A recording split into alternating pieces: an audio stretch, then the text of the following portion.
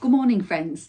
So last week I said I would offer some exegetical tips for writing your exegetical passage, and just a reminder that this task is 1500 words, and I recommend that you consult the BTH handbook, which gives a clear description of the examiner's criteria that they'll be looking for in their marking, so do take a look at that. This outlines that the best work exhibits a good argument and structure and is comprehensive. It will show strong engagement with primary and secondary sources. That means showing good familiarity with 1 Corinthians and appreciation of different scholarly viewpoints. It will display clear critical engagement and well-informed evaluation. And the presentation's also important, so remember to make it a fluent writing style. When you're thinking about producing your exegetical passages, it's helpful to focus on what we often refer to as the 3 C's: context, content, and contribution. And so let's just unpack that a little bit.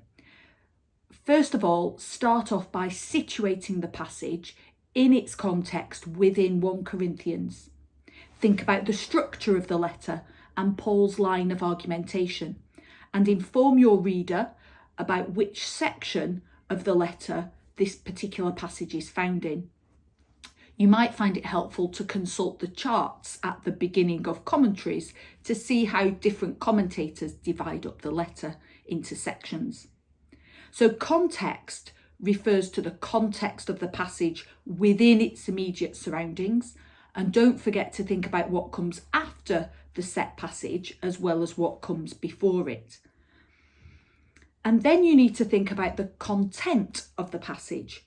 What significant theological features does it contain that might need explaining to your reader? Maybe there are some Christological titles, perhaps Lord or Jesus Christ. Maybe there's a reference to a key issue like gender relations.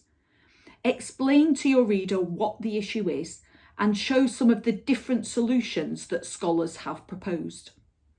Make sure you engage with a range of scholarly interpretations, and it's good to find people that you disagree with and then explain why you find their explanations unpersuasive. You also need to make sure that you quote from the primary source, i.e. Paul's first letter to the Corinthians, to show the reader, the examiner, your familiarity with the text. And then in the final section, contribution, you need to think about what contribution this passage makes to our understanding of Paul. You should try and relate it to other similar themes and passages within the letter, and ideally within the wider Pauline corpus. So I hope that gives you some things to think about as you begin to plan for your exegetical presentations later this term.